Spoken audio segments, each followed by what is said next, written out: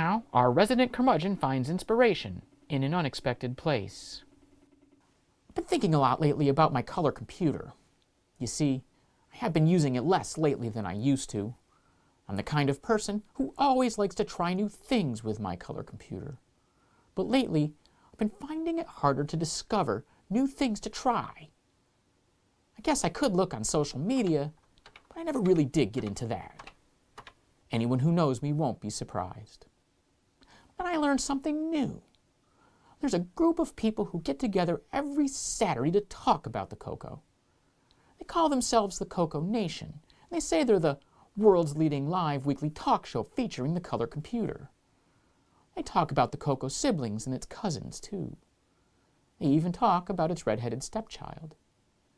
I've heard they've got some nitwit doing commercials for them. He pretends he's Sally Struthers. The CoCoNation live show has changed my relationship with my color computer. I find that I'm using it a lot more again. I really like the CoCoNation live show, and I think you will, too.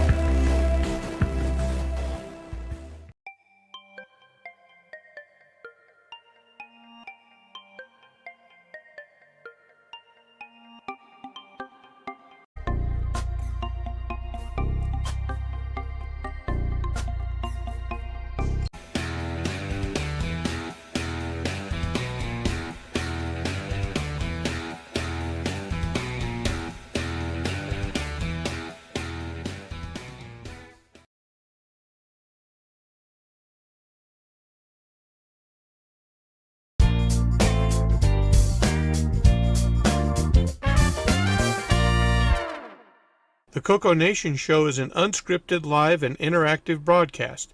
Anything can and will happen. The views and opinions expressed by members of the panel and the live audience are their own, and not necessarily those of the CoCoNation show, its sponsors, affiliates, or subsidiaries. Open minds are encouraged, and a sense of humor is recommended. Thank you for being a part of the CoCoNation.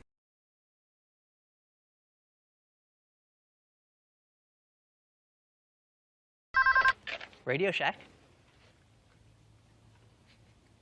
Okay. What?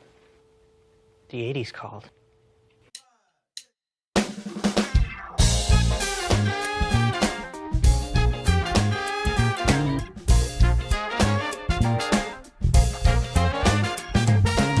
Welcome to the CoCoNation, the world's first live and interactive talk show featuring the Tandy color computer and its hardware cousins.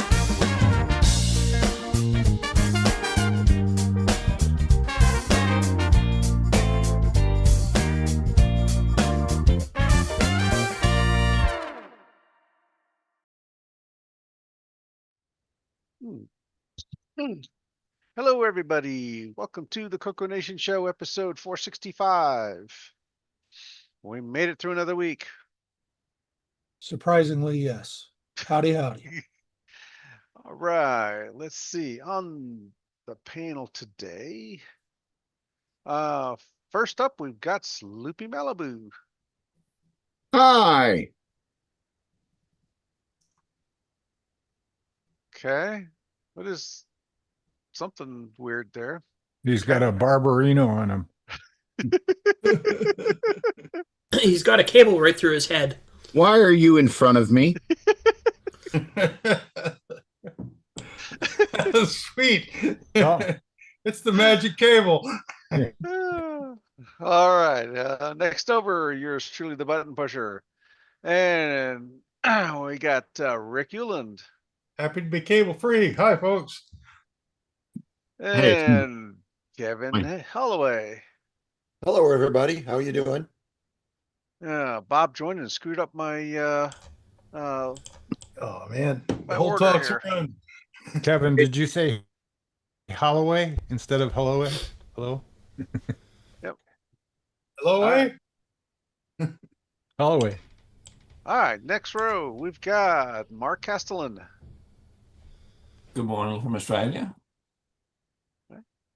And Alan, Exile in Paradise. Howdy, howdy. Welcome to the show, everybody. And Ron Delvo. Hello, hello. And I have this MC10 behind me because Jay Mundy, who does interesting things with the small Coco, it's a cousin. Anyway, he sent me a package and it didn't come today. We thought maybe I'd be able to show something, but I don't even know what he sent me. It's a mystery container. I guess next week we'll see. Okay. 5 minutes after the show, it'll be there.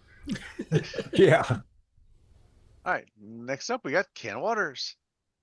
I've got my coffee. I'm ready to go. And next row, we've got being interrogated in an unknown location, Henry Strickland. Hey everybody, and I've got a new computer. Okay. And last but not least, Bob Emery. Allegedly. Yeah, allegedly. All right, in the chat, got Kevin Holloway, Jay Jones, Exile in Paradise, Michael Zwiffle, Wayne Campbell, Sixxie, Jim Rye, Brian Blake, Chris Dries, 8 bits in the basement. Called him already. Brian Walsh, Tom Eric Gunderson, Peter Willard, Kung Coco Fu. All right.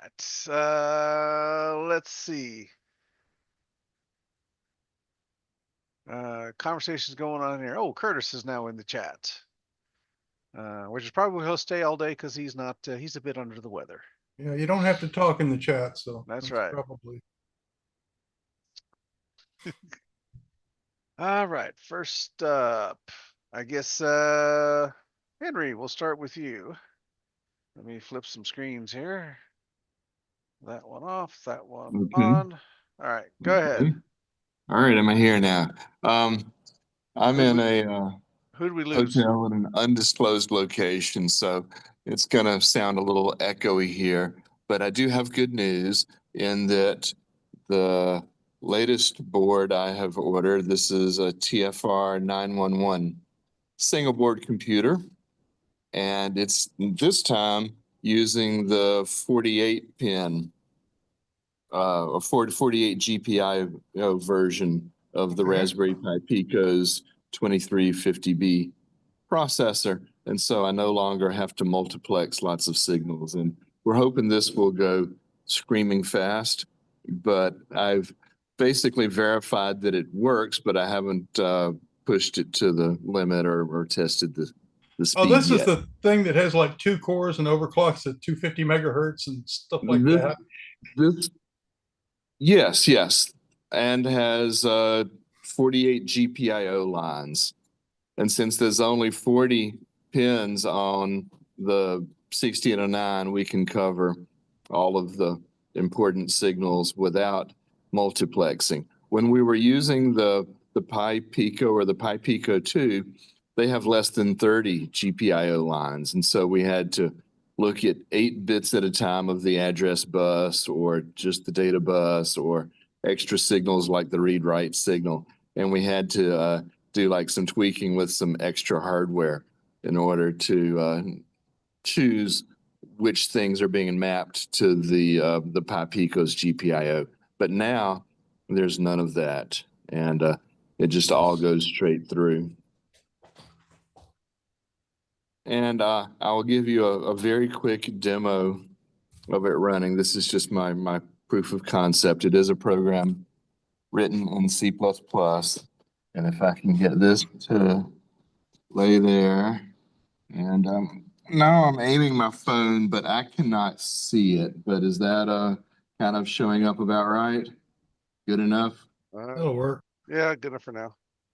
Okay, good enough. Let's see, I need to hold down the reset button on here while I hit enter on that command. And it's saying the USB is not found. And when I let go, it goes and executes. And so we've done a reset and it reads from FFFE and FFFF. What it reads is a D5 Sixxie. So that's the reset vector.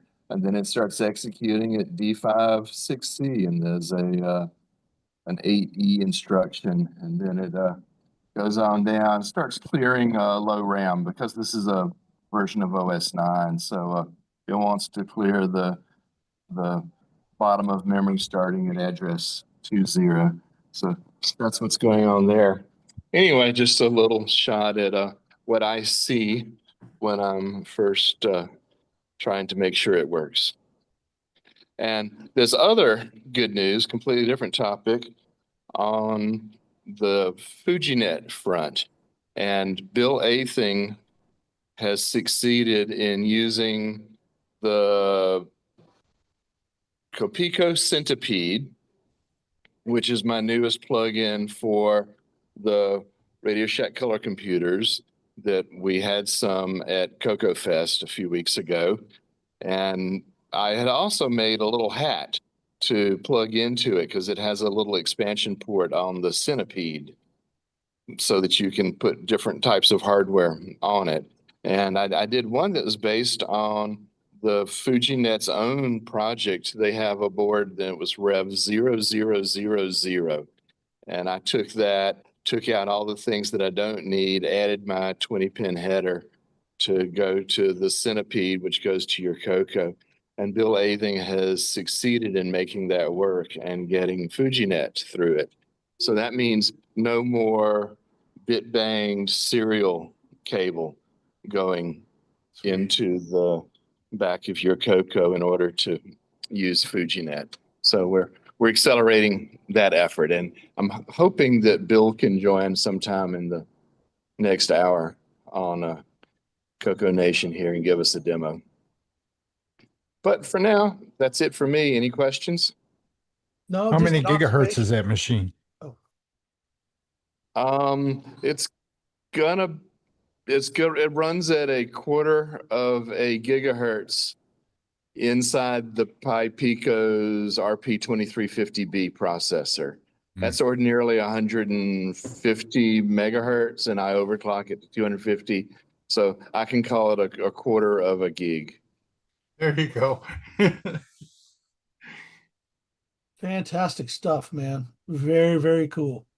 It's a lot of fun to play with these things. My GitHub name is Strickyak, STRICKYAK.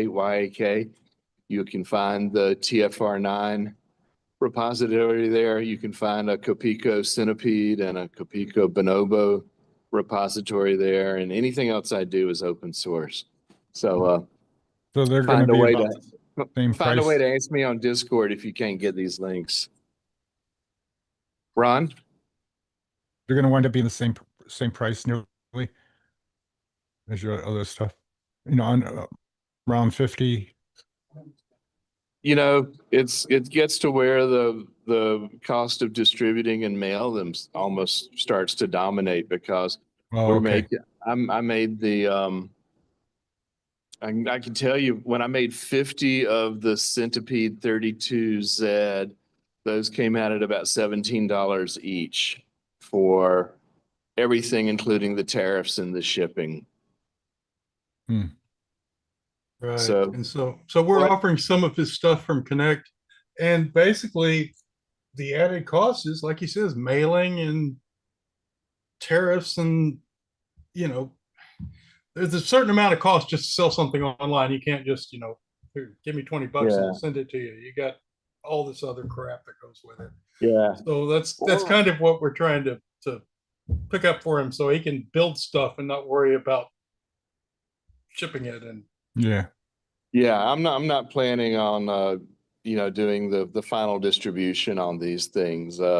Patrick's been real generous to help me as we get these prototypes out. We don't want to charge as much as the things that are really solid. The mini MPI is solid. The Coco SDC is solid. Those things do what they say. We still have some problems, and so we're pricing them lower. Just kind of, I think it's the right thing to do while it's experimental. right. Alrighty.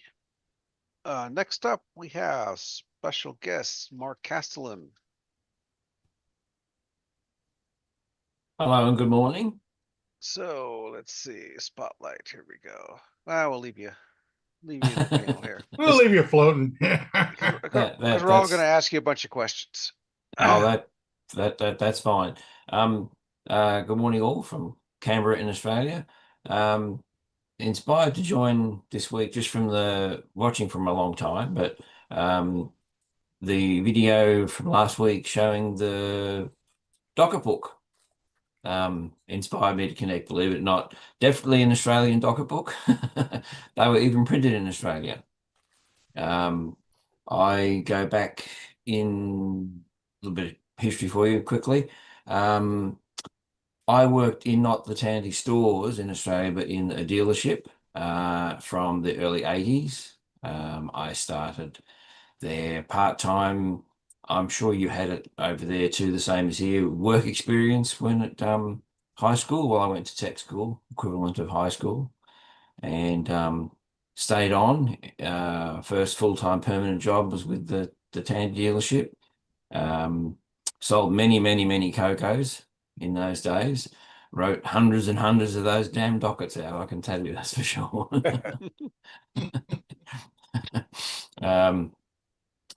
Even when I moved on to full-time computer work, never ever remembered the term IT from back then.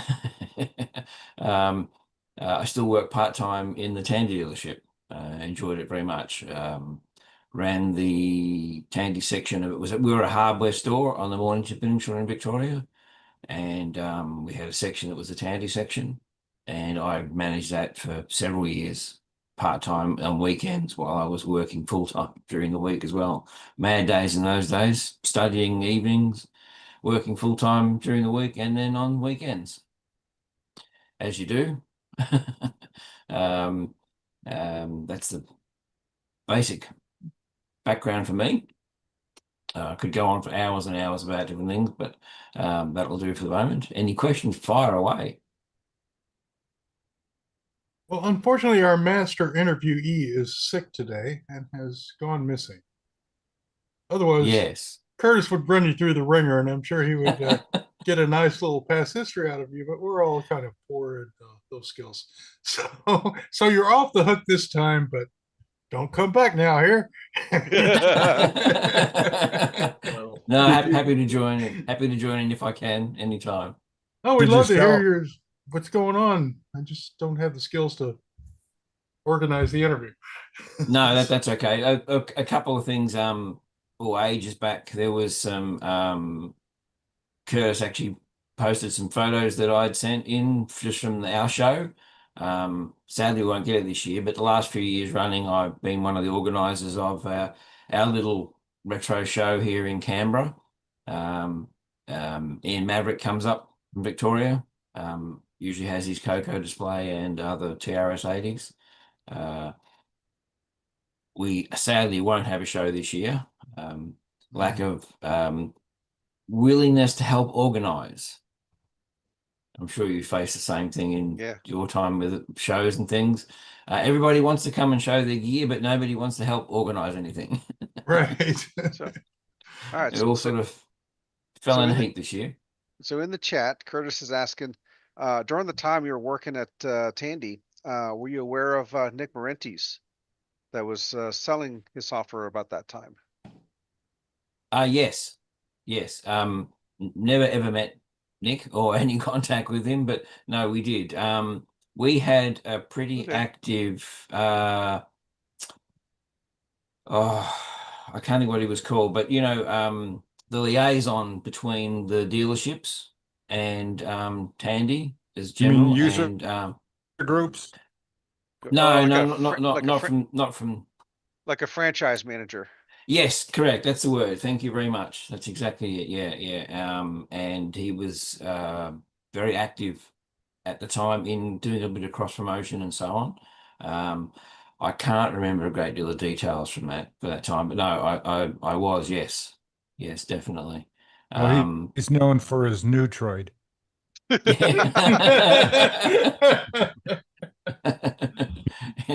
Yes, no, the history there. We were, when was it? I can't remember the years, but basically I was there from 82 through to early 87 when we lost the dealership. Tandy, in their efforts to try and expand in those days, didn't consider that we were moving enough equipment, I suppose. And the hardware store lost the franchise dealership to a local electronics store, which there wasn't one in Mornington at the time. We were it. So that was when I ended up packing in my part-time work there. The year after the Coco 3 was brought out. Yes. We sold the Coco 3. There was quite lucky in that respect. My Coco 3 that I had, which sadly I don't, I have another one now thanks to Ian's help. But my original Coco 3, I actually took home from the launch night in Melbourne. There was a special launch evening put on for the. There was two. There was one for the stores and one for the dealerships, and the one from the dealerships and about 8 of us that had pre-ordered, we were able to take our Coco 3s home. So mine came home on launch night. Neat. Cool. Yeah, it was pretty good. All right.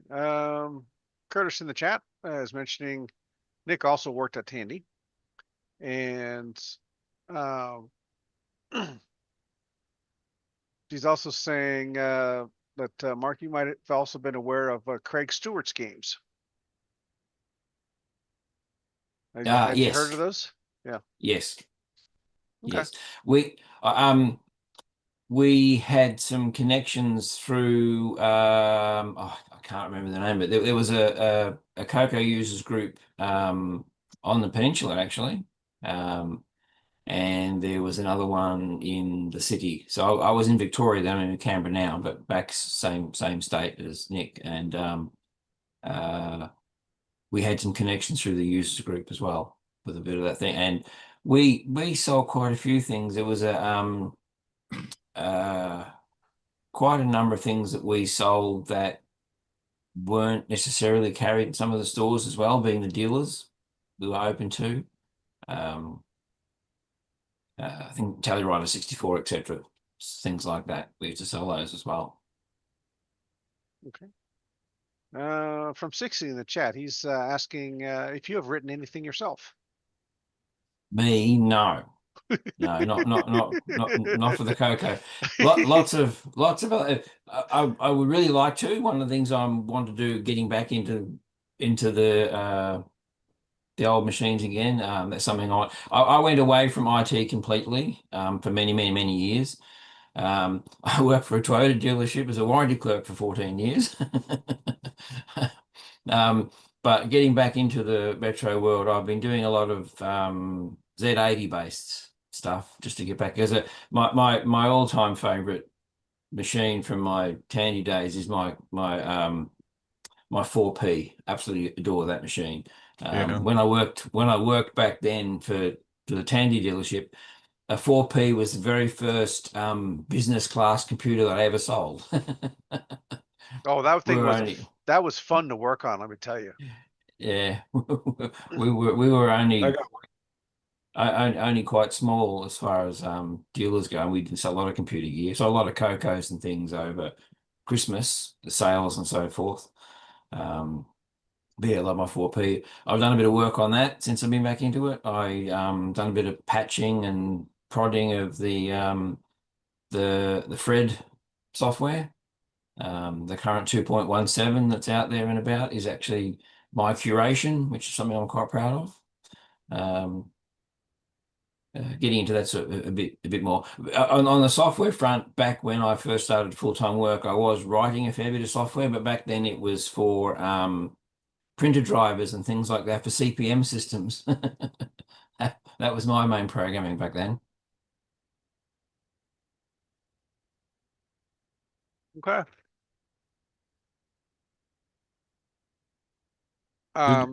Did you guys sell a fair amount of MC10s back then?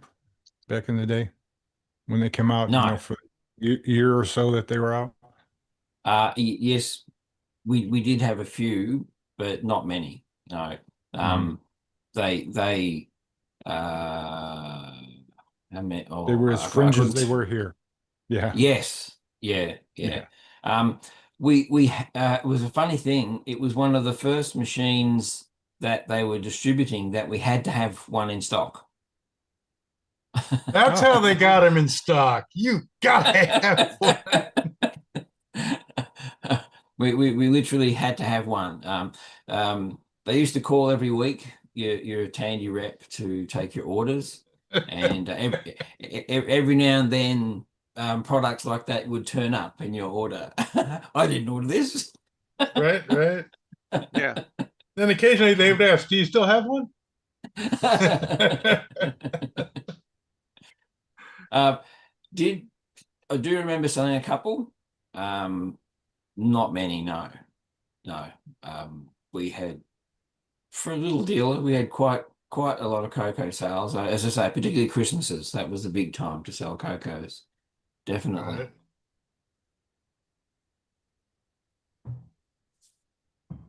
Well, I suppose after distribution, it couldn't have been that much cheaper. An MC10, it doesn't have room to add much shipping to it. No.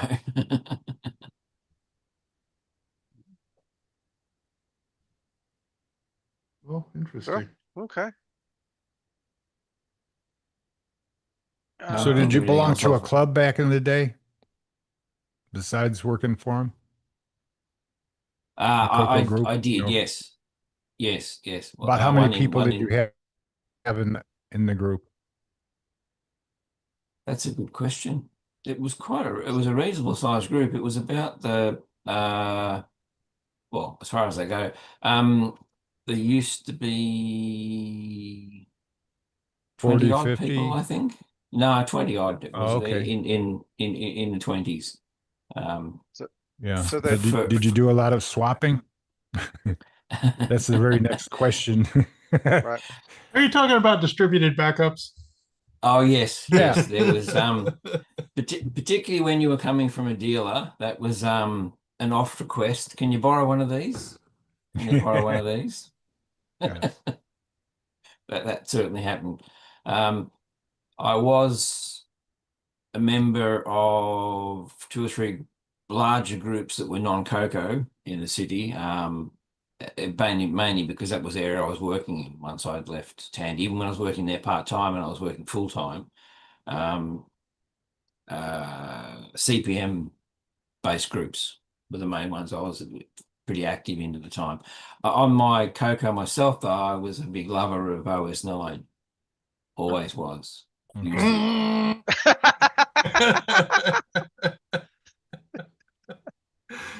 Artist just woke up. My genuine kick button, real time shirt on. Curtis woke up. No, I did enjoy OS 9. One of my, well, it would have been my most expensive software spend. That would have been definitely. Right.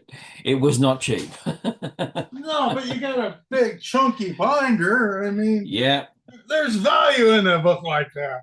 certainly did. Bullet stopping goodness. A lot of It's the paper they fun- went through. Yes, definitely. The also I just remember too from part of the discussion from last week about the technical manuals for the Australian Coco and so forth, the PAL versions. Yeah.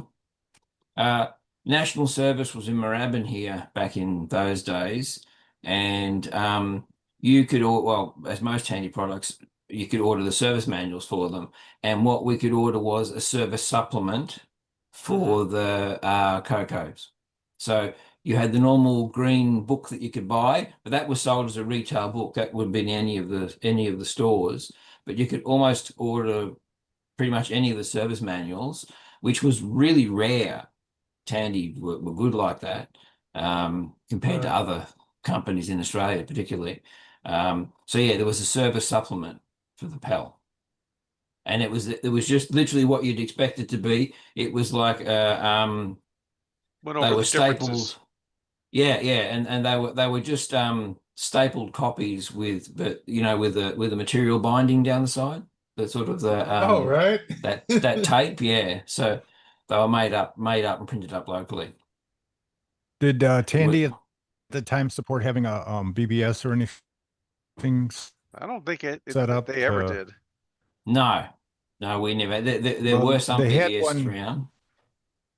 Yeah, in Toledo, I lived in Toledo, Ohio during my core, time using the color computer, and they had for a short time, they had a little like it was weather and news that would come out of Radio Shack that you could log in, look at the maybe the latest sale for something, but it was a short time. Not that I can recall here. Yeah.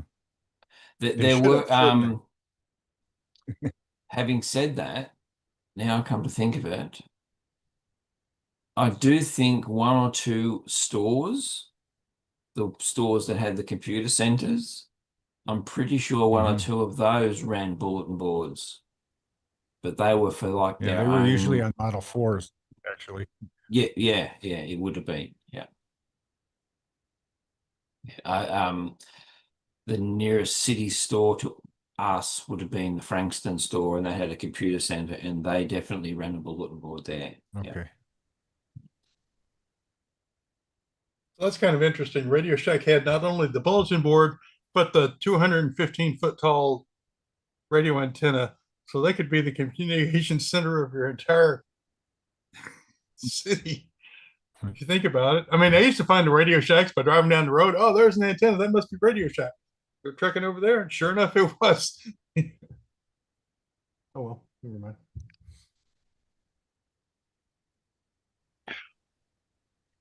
Cat, get out of here.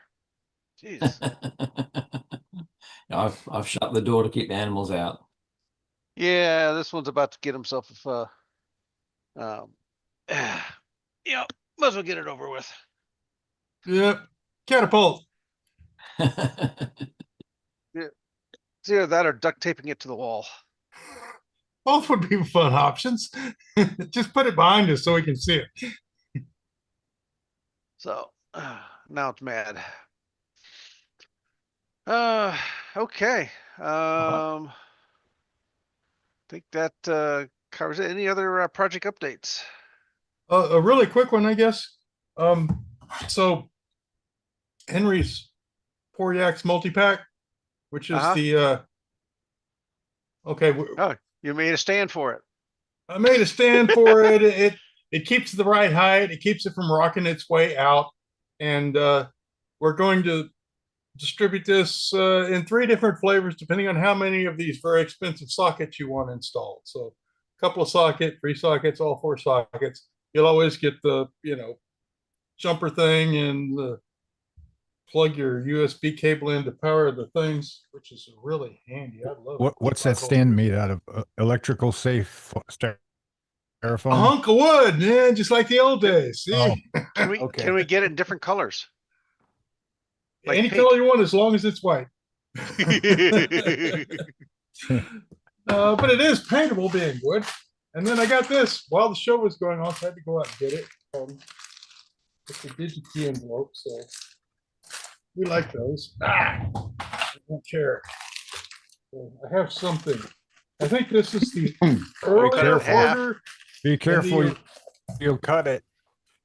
And the original order hasn't come yet, and this is the second order, but we'll see. I have chips. I have more chips. I have key switches, because of course I do. Yeah, this is the first. This is the second order, not the first order. More chips and more chips. Okay, cool. So I can actually build some things now. Stuff. DigiKey days are fun for the whole family here. Since I'm the whole family, I guess. Anyway, there is a certain joy about getting a package, right? Especially when it's one that's wasn't expected. Been waiting yet. for. Well, Yeah. the one that I'm waiting for, I need. These are the toys. So I got my toys. Not the ones that make you money.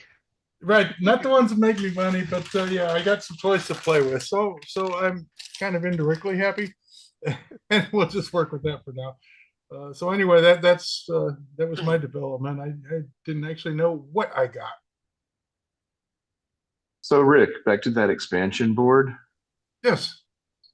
I want you to try, see if you can reproduce.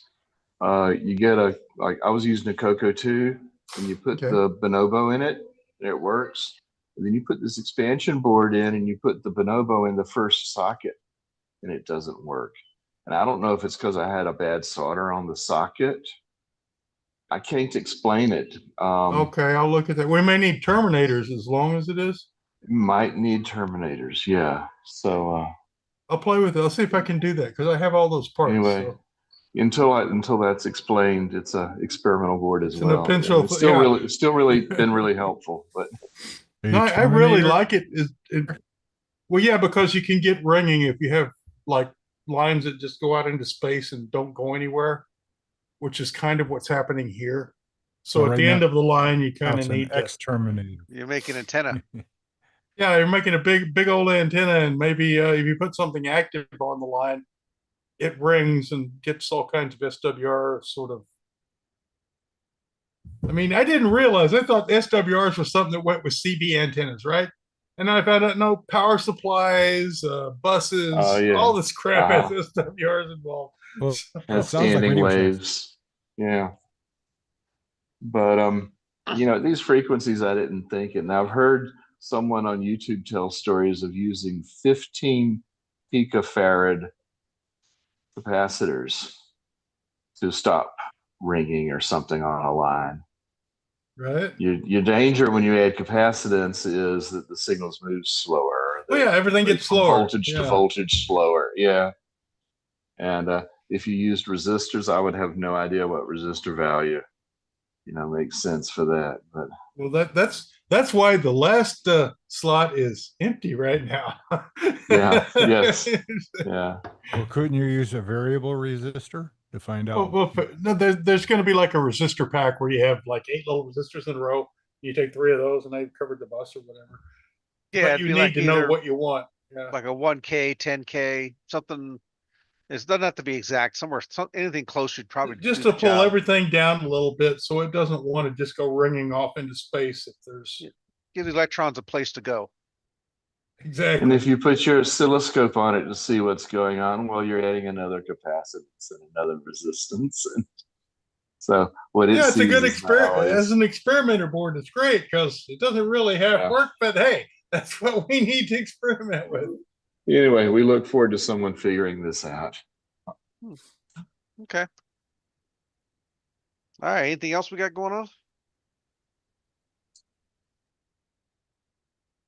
Okay. Why don't we go ahead and take our commercial break and go wake Ken up and do some All game right. on. Okay.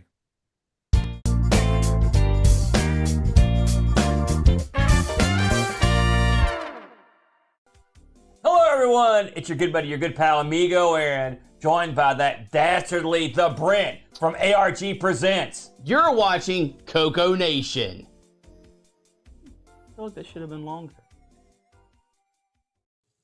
The CoCoNation show would like to thank the following patrons: AC's 8-Bit Zone, Alex Gayer, Alan Huffman, Barry Tompkinson, Boys in Tech, Brendan Donahue, Brian Blake, Brian Walsh, Brian Weasler, Ciaran Anscomb, Coconut Bob, Daddy Burrito, David Ladd, Derek Smithson, Diego BF109, Don Barber, Eric Canales, Frederick Sagard, Glen Hewlett, Graham Wabke, Grant Leedy, Henry Strickland, Jason Warrens, Jim Mullis, Justin Larson, Kevin Holloway, Mark Castellan, Patrick Euland, Paul Fiscarelli, R. Allen Murphy, Richard Gore, Richard Harding, Rob Inman, Rocky Hill, Steve Batson, Terry Trapp, The Breaky, TJB Chris, Tom C., Tom Gunderson, Tom S., and William A. Thing.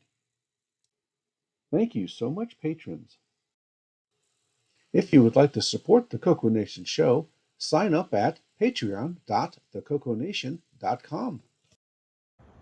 Hi, this is Mikey N6IL, and you're watching the CoCoNation, the nation's first live and interactive talk show featuring the Tandy color computer and its hardware cousins.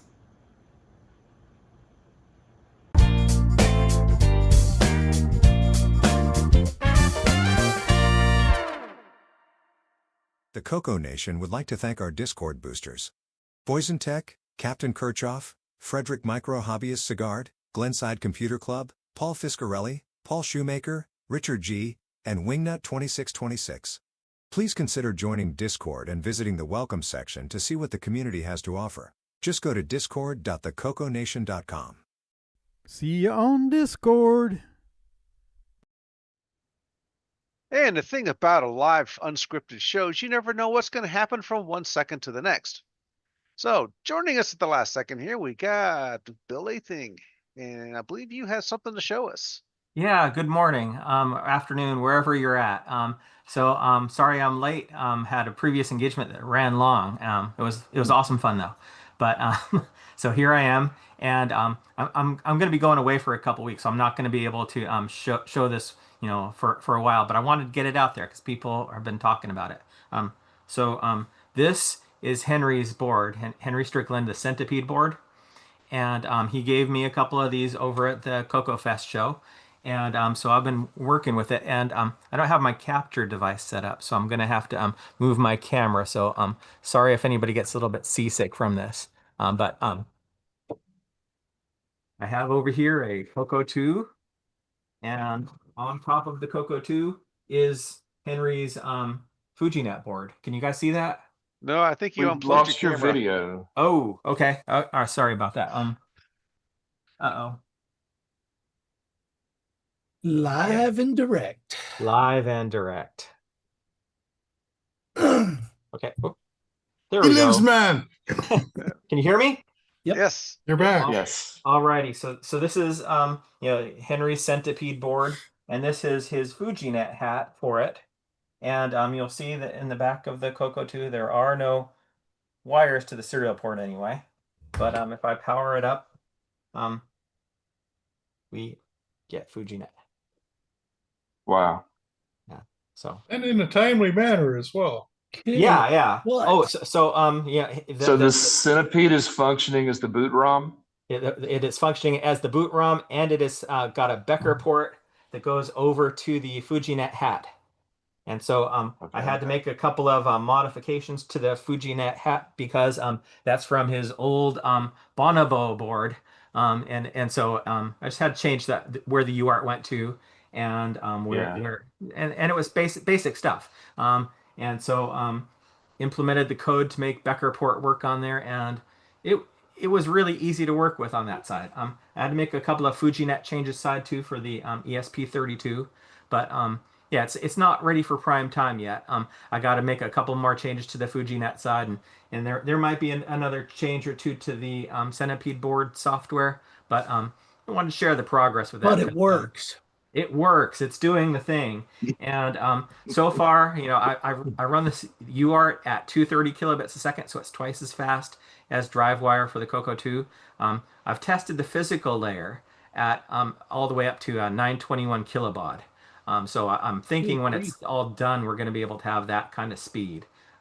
It's still going to be subject to you know, the Coco's limitations, but you know, the I/O is not going to be one of them.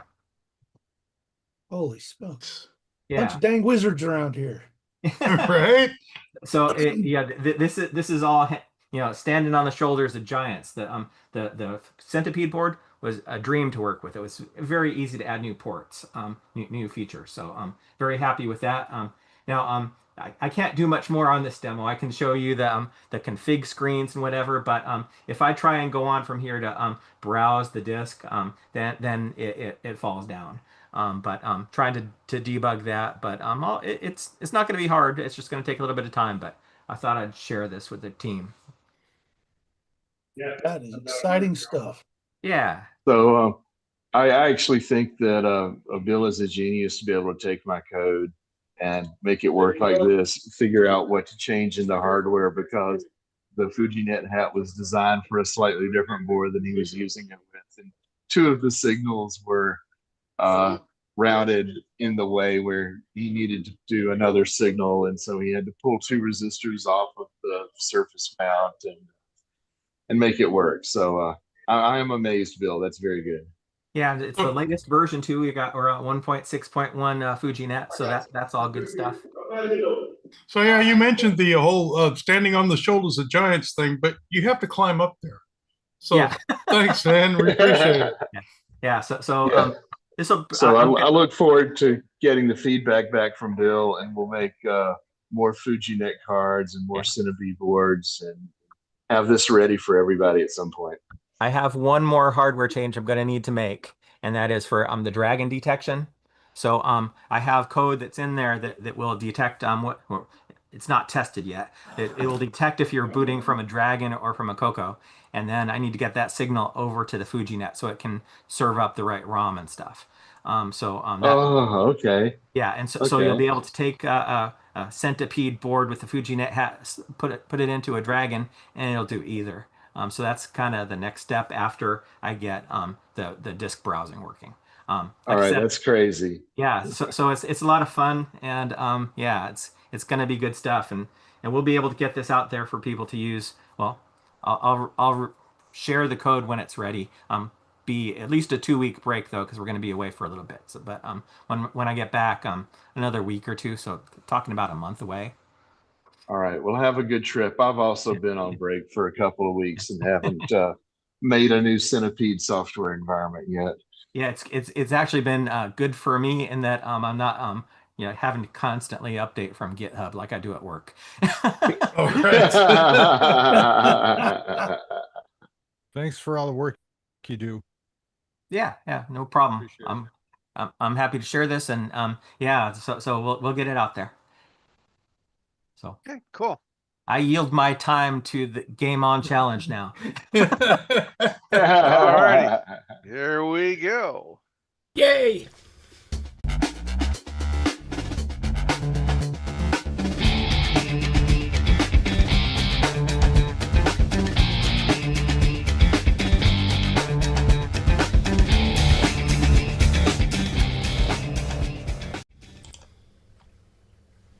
Welcome everybody to the CoCoNation Game On Challenge of the Week results video. This week we played Ruby Rabba.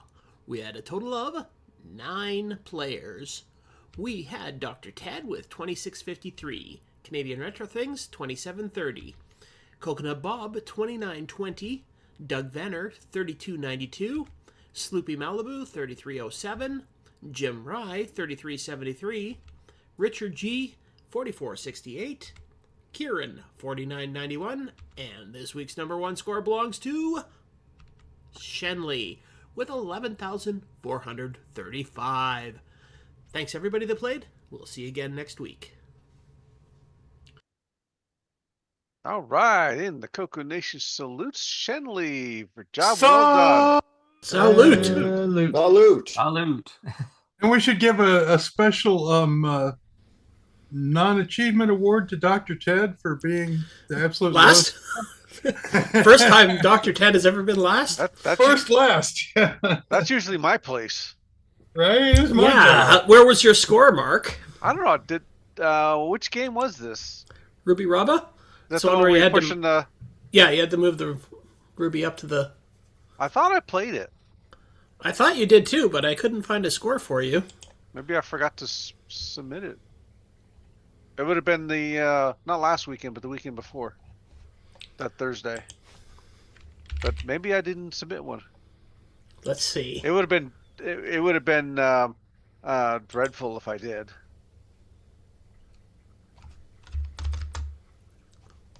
So. Nope, don't see a score from you anywhere. Okay, well, I might have rage quit before I could post it. You posted a score for Swordwork, but... Okay.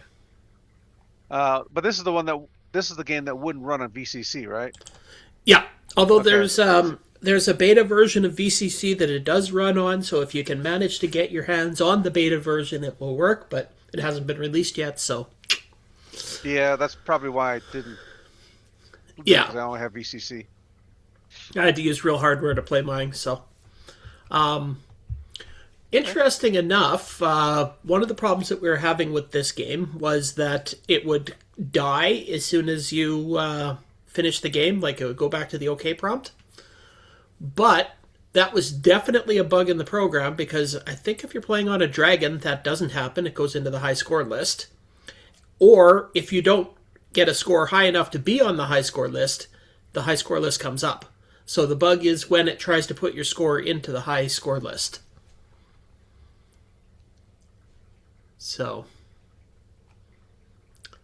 yep, that was a problem with it that made people a little angry about trying to post their scores because the game immediately stopped as soon as your game was over.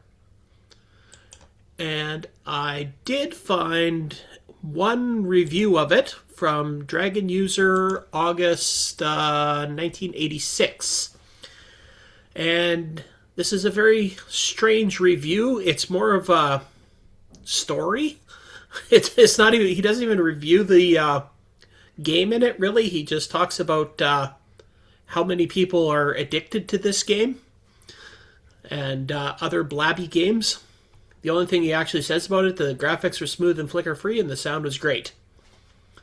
And maybe that the game was too addictive.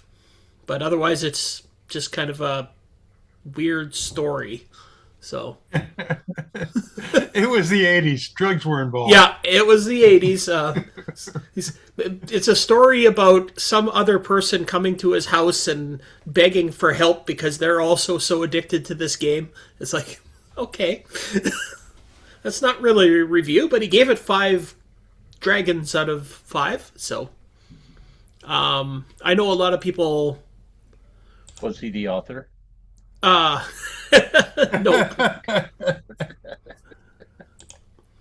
A lot of people weren't as enthused with this game, but I actually think once you figured out what the heck is going on in it, it's actually a really fun game. The biggest problem I had with it is that it seems to ramp up the difficulty too quickly, but it is, after all, a dragon game, so it's European, and at least there's no pixel-perfect jumping in it.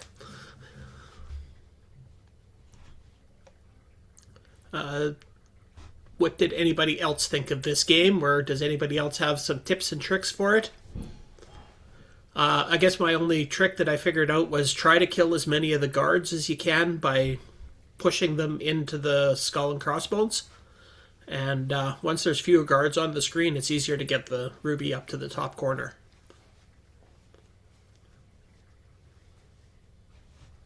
Anybody? Anybody? Sloopy?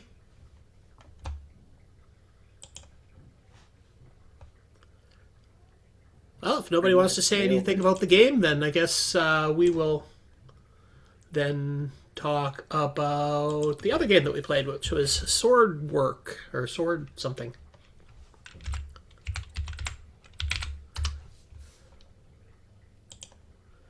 So this is another Inafuto game. So the idea of this game is to go around and just collect all the blocks, and you can stab the opponents.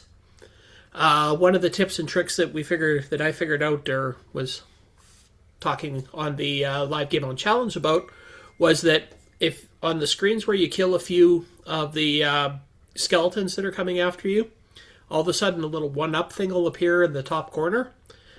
That doesn't mean that you've just automatically gotten a free man. You actually have to go get that. I know that Jim was playing, and he didn't realize he had to actually go get that. So,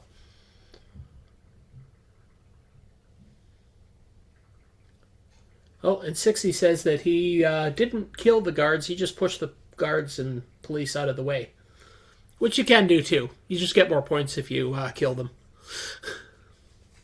That was on Ruby Raba, by the way.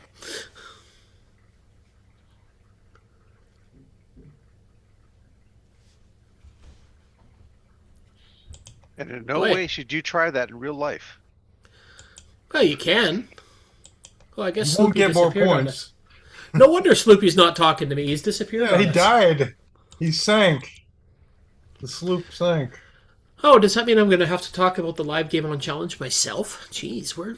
Yes. He's not in real life. Just abandoned the show. Jeez. Maybe he got the same virus our newsroom got. So does anybody else have any tips or tricks about sword work or sword play? What the heck is that game called again? Sword work.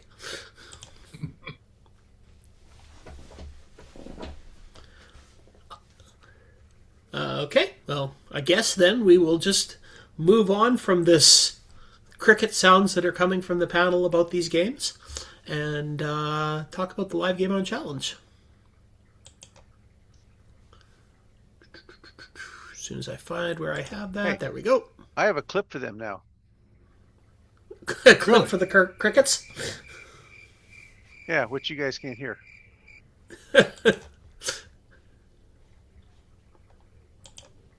So the crickets had crickets. Nice.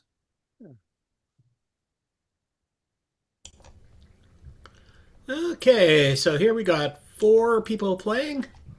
5 people playing.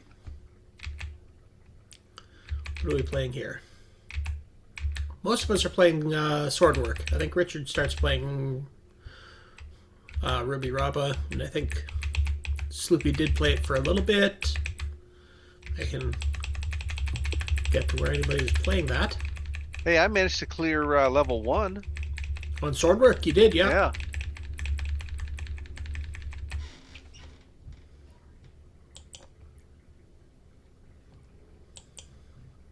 There we go. Now we've got people playing both games.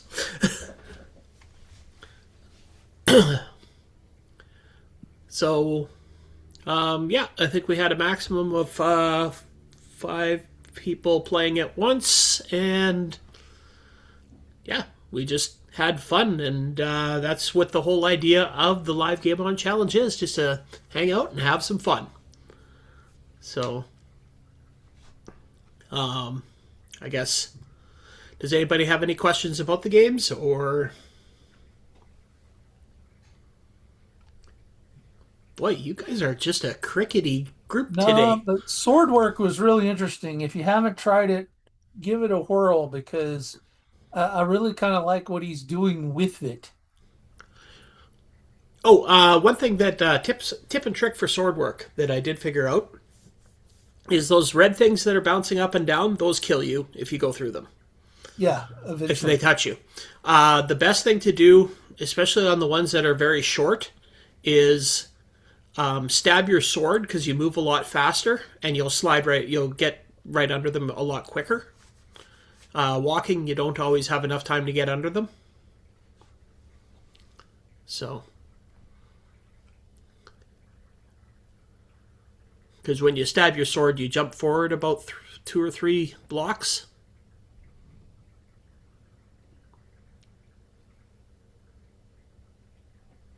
And yeah, other than that, Yeah, you can actually see that working in one of the. Yeah, that's my game up in the top corner there. So Yeah. it works. Actually, it works quite well. And basically, if you get killed, the level doesn't start over. You just start blinking for a few seconds, so you're invulnerable while you're blinking, but you've lost a man. So definitely, if you get hit by one of those red things, don't just stand there and let it hit you again. Get out of the way.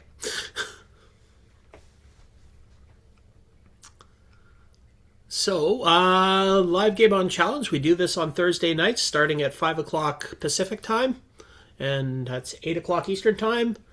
And it's in the live game on challenge channel in Discord, and everybody is welcome. You don't have to play the game on challenge of the week games. Just play a Coco game, but we do encourage you to at least try the game on challenge games.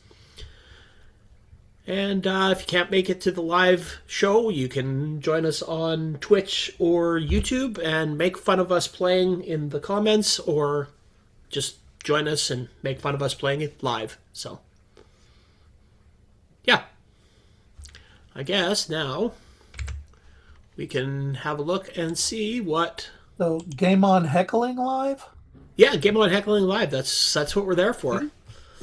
We know that we suck at these games, and we're going to prove it. We're going to prove it, and if you want to actually see us play the games well, show up right at the beginning of the show, because for some reason we all seem to suffer from that.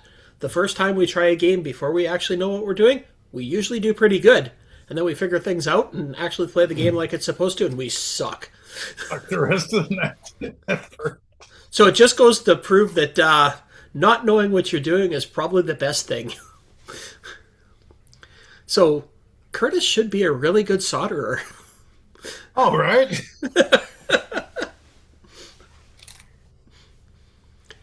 Yeah, so the next Game On Challenge live game, and let's see, where is that? Here we go. We'll just share this screen right here. See if anybody can figure this out. And as a hint, it's a Chromaset tape game.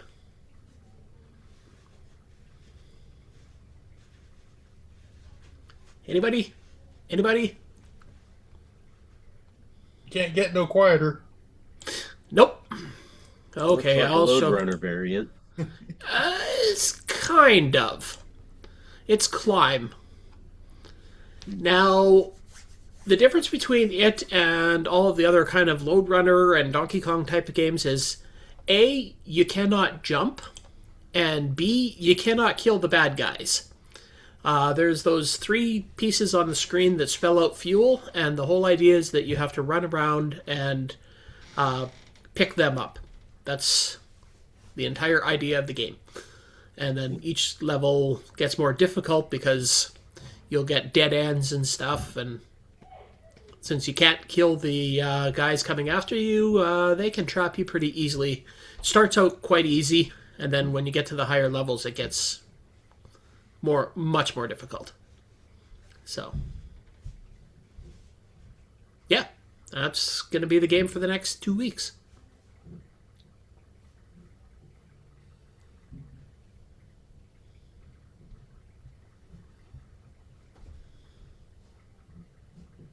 Oh yes, and Curtis also pointed out that when you're joining the live Game On Challenge, you can play on real hardware, you can play in an emulator, you can even go onto the archive and hit the Play Now button and just stream that screen, because it brings up a online XROR for you.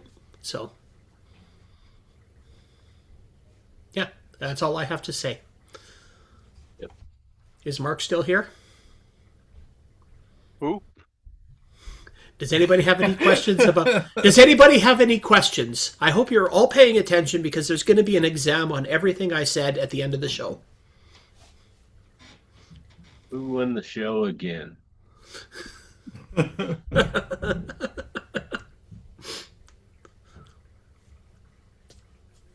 Well, I guess we can move on to the snoozy newsy, Mark. Yeah, might as well do some game on news kind of news since it's. Oh, who's doing the news today? You. Sadly, it's me. Oh, okay. I was going to say nobody asked me, did they? No, but we would have if we'd thought of it. All right, so let's start with the game on news thingy. Where's the bite? Where is this button? There it is.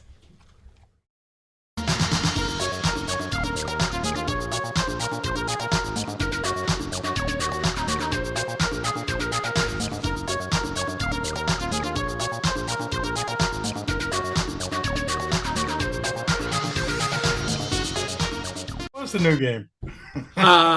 It's called Climb. I'm just posting it right now in the Discord. Thing. Yeah. Discord, yeah.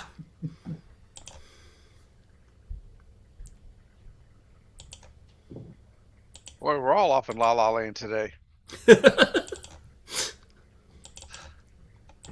Some of us just had the good sense to not be here.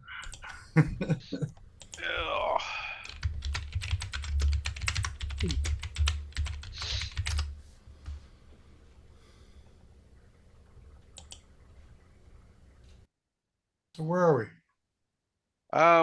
Well, we're supposed to be where you share your screen and talk about game on news. Okay, well, I've got my screen up. Just grab me. Oh, that's I'll right. just do my camera. I don't share crap because it blows up on me. Okay. That means I got to do this one for you.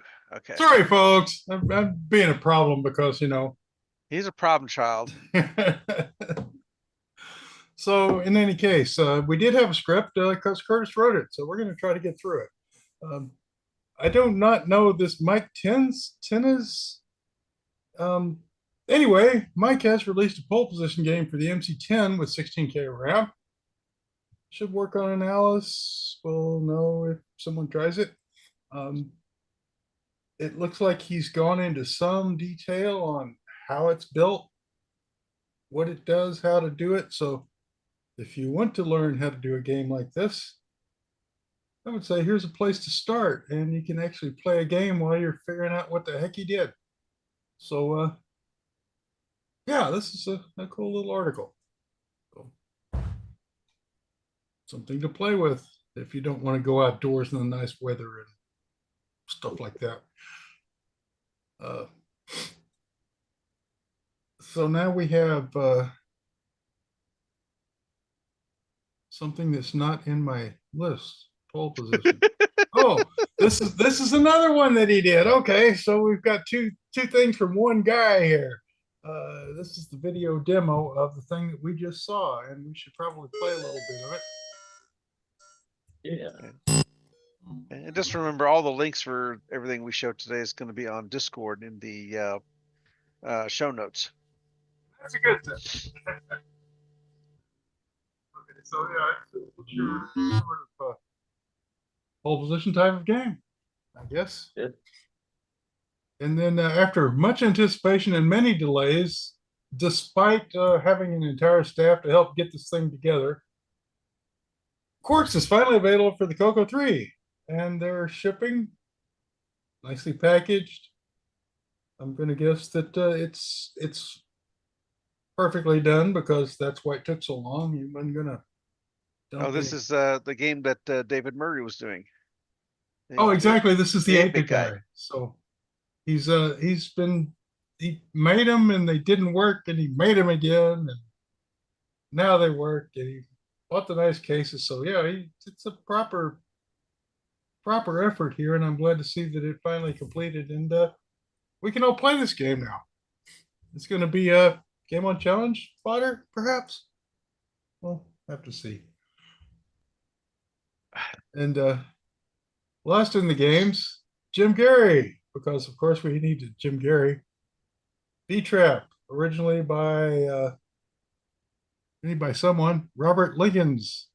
This is Compute Magazine, January 83, and runs in 4K, so you don't need that fancy little upgrade. And let's see, what do we get?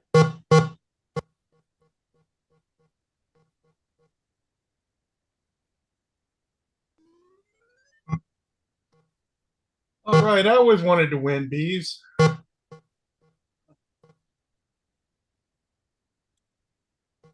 Okay, it looks like things get really busy as you. I don't understand.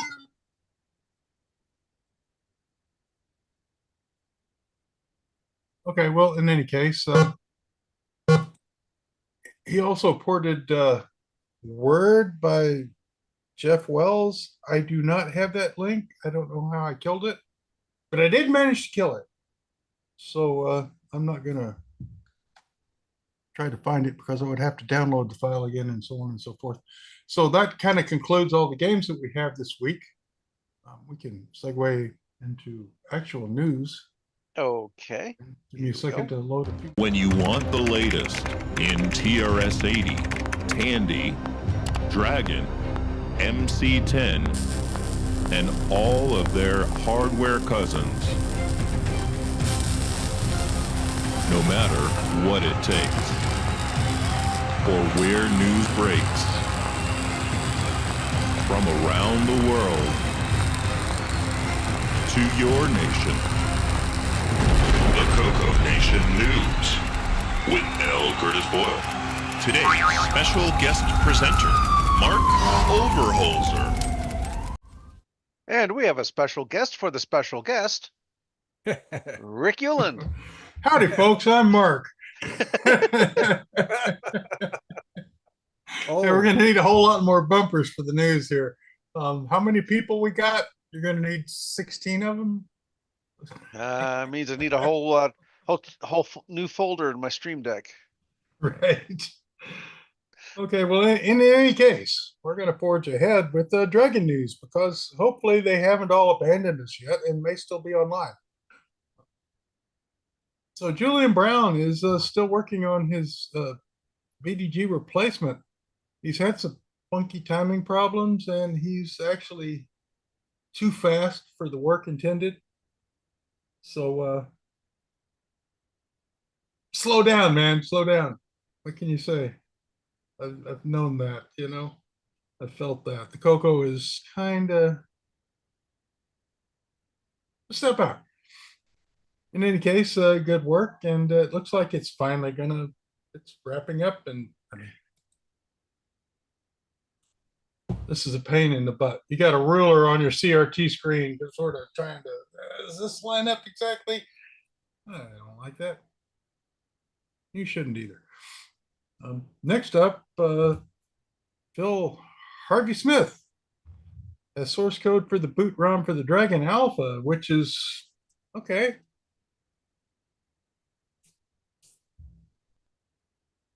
Raise the, hackers arise. We'll have our very own Dragon Alpha kit in the air pretty soon. He's also let's see, got a 3D CAD version of the Drive Bay, which he earlier made for the same machine, Curtis thinks. I'm not sure, but in any case, that is in fact a drive mounting thing. I see where the screws go and all of that. So cool Dragon stuff. And then here's some Dragon news. Pierre Surratt wants to make level 2 on an updated Dragon, which would be quite the party. I'm sure they would quite enjoy beating the heck out of level 2 on a Dragon. And yeah. Level 2, which is like this is the more than 64K expanded memory, expanded video, because once you get past 64K, now you can do 80 column video. Now you can do all these other fancy things that you just couldn't do with level 1 OS9 that had to all fit in 64K all the time.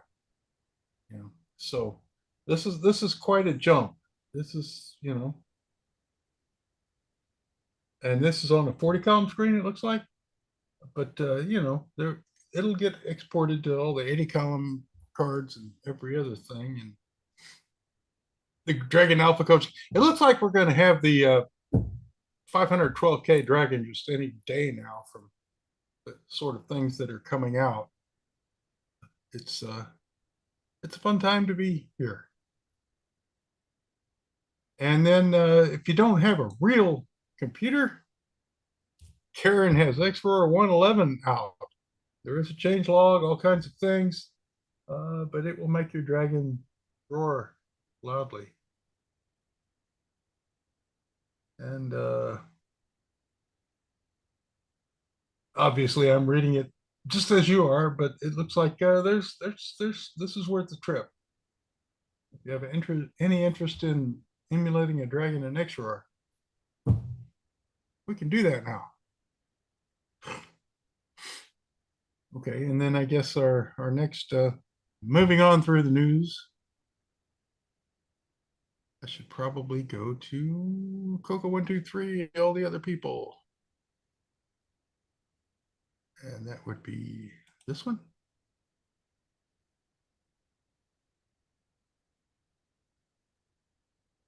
Yes, this is Glen. Okay, so Coco news. Glen's released his basic to 6809 compiler, which fixes, I mean, this fixes a bug with IF. And so if you have if and or, well, now you don't have that problem. You can have 3 or more ands and ifs. You can play moving clips streaming from the Coco SDC without beating your CPU up. This is actually a nice advancement. So do we have any? I'm not going to chase all these links because I'll blow up my whole system and then we won't be able to do the rest of the news. But this is a meaningful upgrade, and things that didn't work now work. And movies besides. So you could make a heck of a game with them real-time video clips. You just stream off the SDC in the middle. You know, you can see that really being a party. Let's see. Then we have Kim. He was Pacific Northwest and has us pictures. So let's run through the pictures that he has. And we have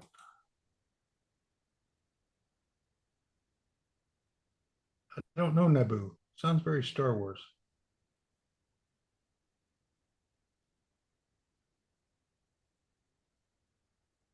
Wow. Look at all the room, man.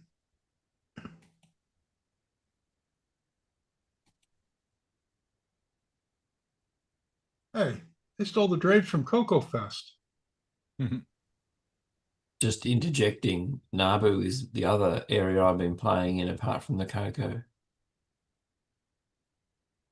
Okay. Any questions on that front? Sing out anytime. Give us a little summary of, because obviously we have no idea.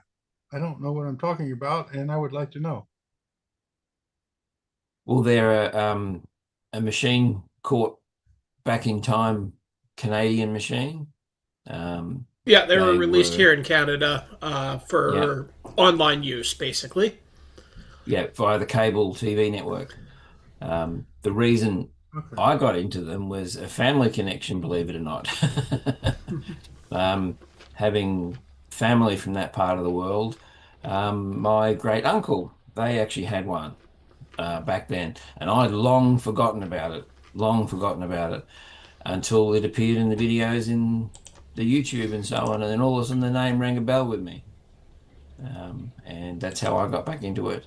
But yeah, what they're doing with them now is fantastic, because you can replace the old cable network with the internet and the world's your oyster. Equivalent to what you're doing with the FujiNet on the Coco and so on, which I'm running as well. the NABU just natively connects to the internet via the software adapter, which replaces the old cable network adapter.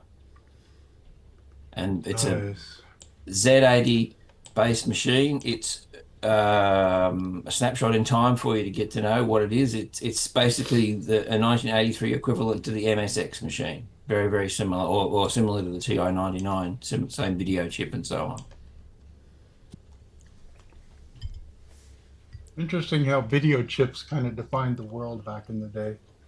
I mean, Indeed. That's how you brought your processor and your display together in a cheap computer. So, yeah, video chips actually rock. But in any case, thanks. Let's see, what else have we done here? Kind of.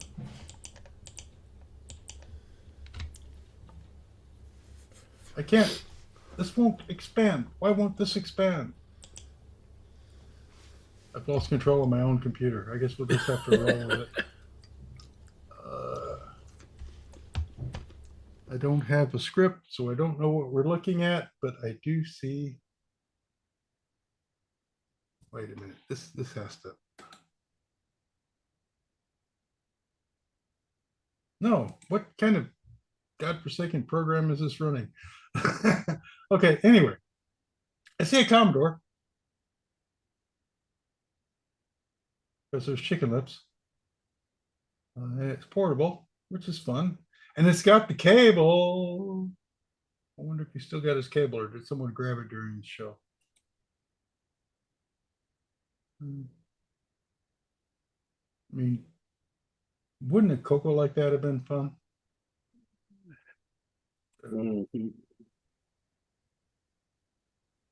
And now it looks like we're running a computer on an oscilloscope, because why wouldn't you? Oh, come on. My mouse is broken. My scroll zoom wheel doesn't zoom. And because it's highlighted, yeah. Okay. I hate my computer. Well, I'd rescue you, but I'm popping popcorn down here. Not to worry. We'll just have to roll on with a nice Mac that I couldn't afford. Still can't.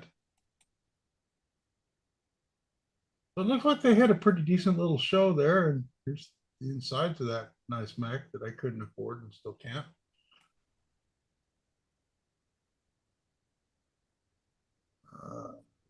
Bootstrap.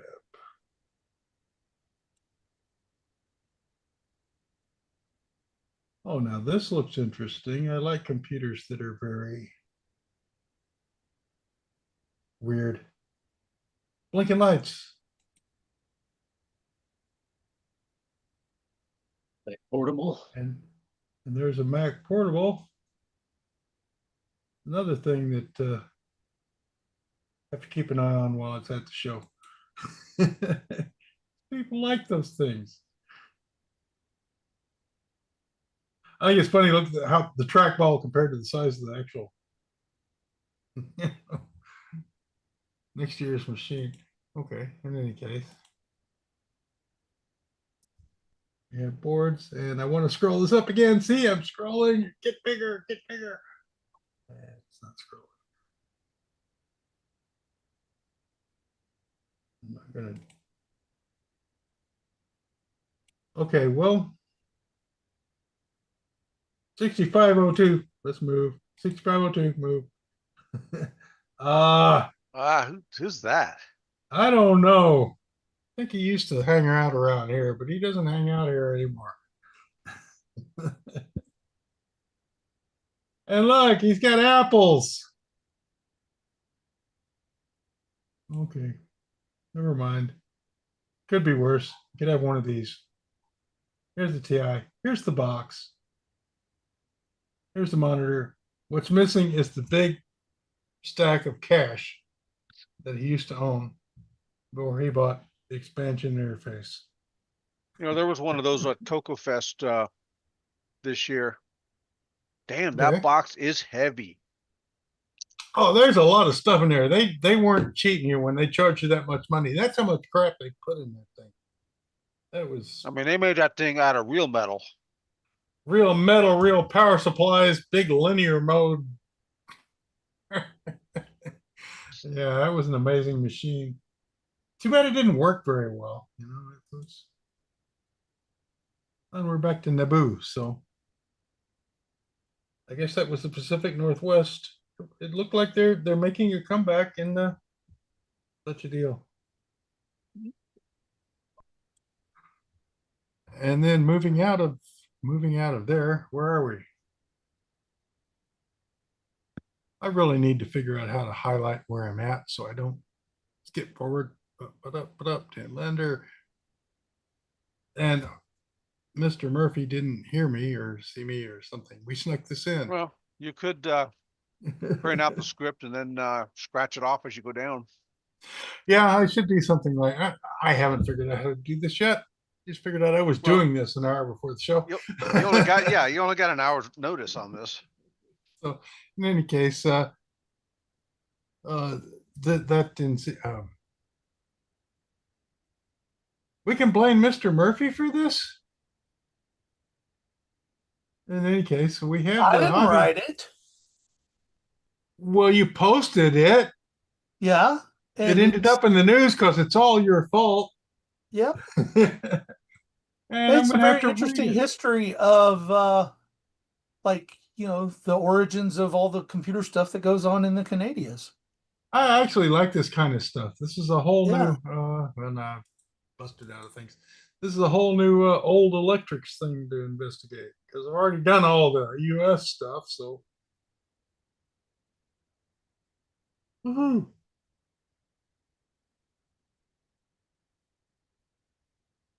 CDC. There's how industrial espionage used to work. We used to work at CDC and then we went to the bar. We designed our own computer. All right, that all makes sense to me. So this looks like a really interesting, the Control Data Corporation. Oh, we had a CDC plant here in town. Control Data Canada, Control Data Corporation. I guess they were a big deal for a while. I remember Dallas had a skyscraper with their thing on top of it. We used to make the 8-inch drives here.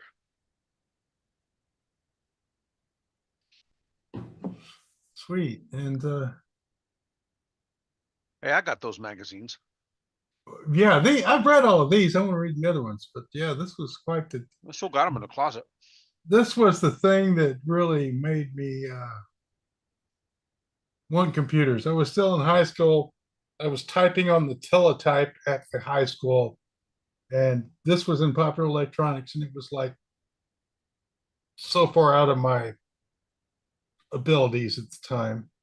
But you know, with the today's functionality with circuit board makers, you can now do these projects that you couldn't do before. Well, right, knock it out, and it JLC will make it for you for like $15 for all 5 boards for the S100 here. Yeah, I mean, it's ridiculous. And put the parts on, all the surface mount parts if you want to go with that, so you don't have to solder your own stuff. I do remember this paper tape though. Oh my God. No storage. So yeah, you had to, I've only got 15 minutes on the computer, which means 4 minutes before the end, I've got to hit punch. Get this saved because they're going to take it away from me and I'm going to lose my program if I don't have it on tape by the time my time's up. So in any case, that was I'm gonna enjoy the Canadian outlook on this because it's things that I never thought to check before. So I guess next up we'll go with Carlos Camacho with the GUI design he is using for Planet Miners, a new game that's about to pop. It's the CMOC high-res engine, I guess, but there's a better engine, so now he's going to get into the Duke Nukem whenever mode of, do we go to the new engine or do we stay with the old engine? I'm going to vote stay with the old engine and let's just get it out the door. Right? Next up, we've got Sim Framework for 6809 Test Suite. What does he mean there? Oh, he's actually simulating things. Holy smokes.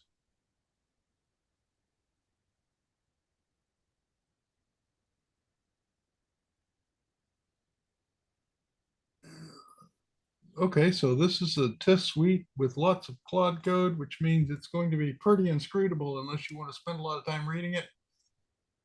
And we aren't going to right now, but I would suggest you go here if you're really interested in the test suite for 6809. This is the kind of thing that would be handy for rapidly developing things. So you don't have to physically test things. And then I guess next up,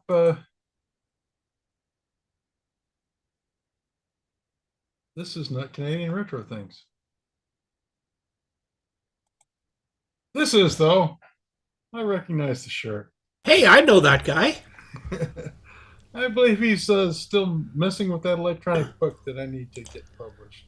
I think he is, yeah. And is there a really nice place to drop in here, or?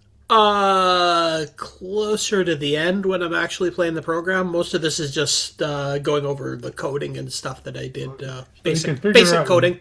What he did, and then let's see what he did. So we're driving. Oh, and bang, we get into a fight. Even we're now on page 2. So I only have one thing programmed. Before I only had the one fight in the game. Swing at the rat. So oh, I missed. I move. Swing at the rat. Okay, I hit it, but I didn't kill it. Swing at the rat. It missed. I missed. This is a tough rat. Ah, it died. Okay, good. Now. So now what I've added to the program here is that now whenever you go into another screen past the first one, so encounter there, and now go into the next room. Okay. You can't actually see it here, but there's a bunch of hidden monsters. If there's any monsters in here. Oh, hence the name Hidden. No, speed looks pretty good. A tarantula. That was one of the hidden ones. I can see where this concept could be really interesting. For instance, you could do something with a joystick and use these 12 buttons without having to really fixate yourself on the 12 buttons. Well, the way that I'm planning on doing is that, like, because you can do page switching on here, and you can have like multiple pages of things the buttons do. One page will be just for moving the character around and doing stuff like that. Another page will be for when you get into a fight. Another page will be for when you get into the your inventory and stuff like that. Oh, all right. Yeah, I like that. So you don't need to put the graphics on the screen because you've got them on the control page. Yeah, so there'll be multiple page overlays like the book works, and then you just change the page, and then it shows you what each button does. Then, so you're on page 2, you switch over to page 2, and then it shows you what all the buttons are. Switch over to page 1, and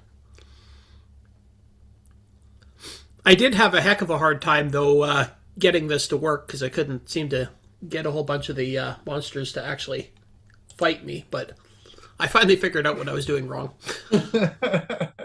Fight me, damn it! Cool. Well, looking forward to seeing how this ends up because it's something that hasn't been done. So, you know, yeah, something the lost thing that the electronic book would have actually been really good for, I think. Right, and as always with the good Radio Shack controller, you can whack it with your fist. Just double up and whack that 8, and you'll get an 8. Yeah. Cool. Well, like I say, let's see where we go there. We can, and then there's this guy, Coco Town, which I'm just going. Oh, and welcome to Game Revolutions, the series where we pretend the year is 1982. And we write a video game using assembly language. Today, I finally take advantage of an optimization I've been meaning to do for a long time. It's pretty mechanical, doesn't require a lot of thinking, but it will make a lot of my instructions go faster and take up less space. It will also force me to do some reorganization of things, and I can now start using areas of memory that I haven't been able to use before. Also, this may help reduce bugs in the future. What is this optimization? I am finally going to take advantage of. And there you go. For the rest, you're going to have to go watch the video. Okay, that's my first tease. I think it came off well. And then again, he's fixing moose control by reclaiming direct page for game variables. It's complicated enough. You just want to go watch. So we will suggest that as an exercise for the viewer because it's going to look like this. So there you go. And then last for the newsy, DMS Creates has the open source cart reader that allows to back up any retro cart game, including the Cocos. This is a project I'm not really familiar with, but certainly looks convincing. Let's see. And you get parts. Parts are good. I guess Curtis need not apply because this. Well, you know, that's a serious board when the chip is diagonal. Oh yeah, that gives you that extra little 0.002 of an inch, millimeter or whatever for your horizontal traces because you're a little more. That's evil. That's the last thing you do. That's your last chance to get it to fit is flip the chip on the diagonal and you can get those a little closer together. And then I guess there's not too much left to talk about this week except the upcoming things that are upcoming. So let's try to do that bit. Oh, you aren't. Who's that guy? I gotta flip screens here. There, upcoming events. There we go. Okay. You know, well, for the guy who's doing the indexing later, you can see the breaks in these sections. that's helpful. Thank you. So I do appreciate that. Just like Curtis always saying, next up, I need to adopt that so I could just run through the audio at 1.5 speed. That's right. Next up. This way you can see something on the screen that's changed. Exactly. So we do appreciate it. And also appreciate things. TRS-80 Trash Talk, episode 49 at 7 p.m. Eastern, May 23rd. And it should last a couple hours, unlike our show, which, well, no, I guess we're going to be about 2 hours today. So, hey, we're all joining in solidarity here with 2-hour Coco shows. So you might want to catch that. And if not, VCF Southwest is slightly more work, but slightly more fun. You need to May 21 to 31st because of the soccer championships. But it's at the Westin Dallas Fort Worth Airport. DFW is its own town as far as airports go. So, of course, you can do anything you need to do on the air trans right there inside of DFW Airport. You won't need a card. You won't need a Uber. You can just kind of fumble around. So I kind of approve of shows in airports if I have to fly in, especially. Next up, we've got the Retro Fest, which is running May 31st at the Steam Museum of the Great Western Railway in Swindon. 10 to 5 both days. There will be a Dragon FujiNet rig there, so you can buy or heckle as you feel.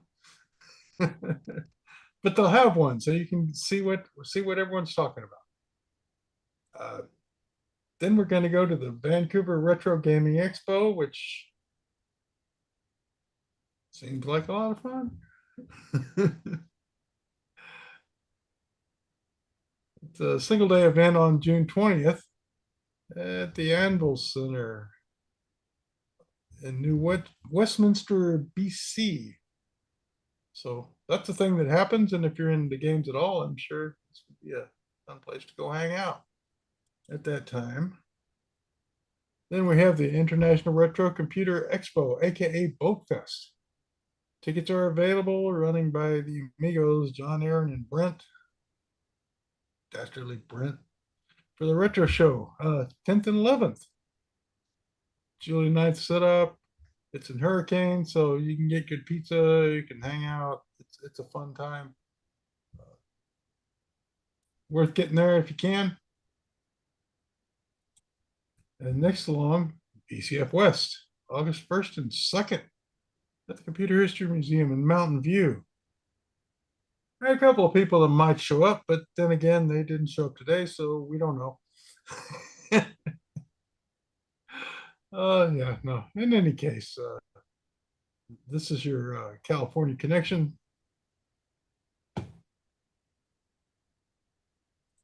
And then moving to Southeast. Yeah, this is Southeast. Okay. So VCF Southeast, the Southern Fried Gaming Expo is combined together. So that sounds like fun. July 31st through August 2nd. So 3 days. Yeah, it was a extra party. You can. Where is that at? This is at the Marriott Renaissance Waverly in Atlanta, Georgia. So they're combined events in one spot, 3 days, so you can do both of them and be thoroughly worn out by the end of the weekend. That one's a lot of fun. There's free play pinball machines up the wazoo, and huge part of the show there. I like those combined shows. You can get serious for a while and then go play games for a while. That's my idea of a good reason to fly in. Get a little bit of everything. And then we have VCF Midwest, which is Schaumburg Convention Center is bigger than some villages around me. It's definitely a good place to go. Everything is there. The people are there. They'll feed you right inside the exhibit hall. The only thing bigger is a Comdex. Pretty much, yeah. I mean, they set up phone services in there, and it's big enough to have its own PBX and phone exchange. So that just kind of tells you the size of the place. You will get lost, but it's definitely worth the trip. Then Tandy Assembly and has dates and new venue. So we're at the Hilton Hotel in Cincinnati, which is in Kentucky or something like that. But in any case, you fly in and you're again at the location. You don't have to really go anywhere. Yeah, unless you want to. Ohio had to borrow space from Kentucky. Right? Yeah, that's starting to be a thing nowadays. So in any case, another one of those that would be easy to fly in, do your thing, have some fun, and then leave again. And you don't need an Uber, you don't need a rental. Just kind of go do the thing. Yeah, I've got a table at this one, and it's nice for me because I can drive. So I'll be unloading some of my extra Cocos there too. Oh, nice. So bring an extra suitcase, boys and girls, because you're gonna need the space. It's good to hear. And finally on our list, the second VCF Montreal this year, because they decided to get it the heck out of January and put it in November. So here we are, slightly warmer. Hopefully, if it does snow, it's snowing on warm ground and it'll melt right away. And you can just get right back on to doing Coco stuff. So here we are, November 7th and 8th at Champlain College, Saint-Lambert, I'm going to guess. We don't have Frederick here to roll the R's and do all the proper pronunciations. But in any case, that's about all I've got this week.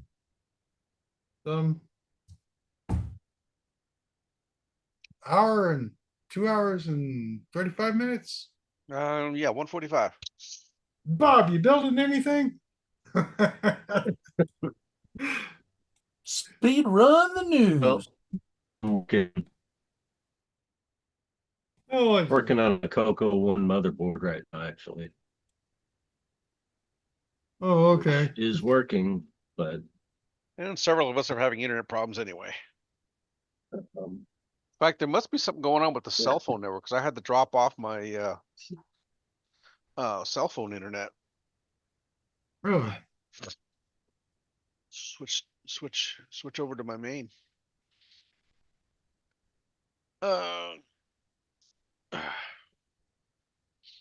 Okay. Well, why don't we go ahead and run the outro? Alrighty. This concludes another episode of the CoCoNation, the world's leading live interactive talk show featuring the Tandy Color Computer. For all things the CoCoNation, visit us on the web at thecoconation.com. We'd love to hear from you. Send feedback, suggestions, even segments via email to show@thecoconation.com. The CoCoNation show would not exist without the community and its cast and crew. The CoCoNation theme song, copyright 2022, D. Bruce Moore, mixed, mastered, and produced by D. Bruce Moore. The CoCoNation is over.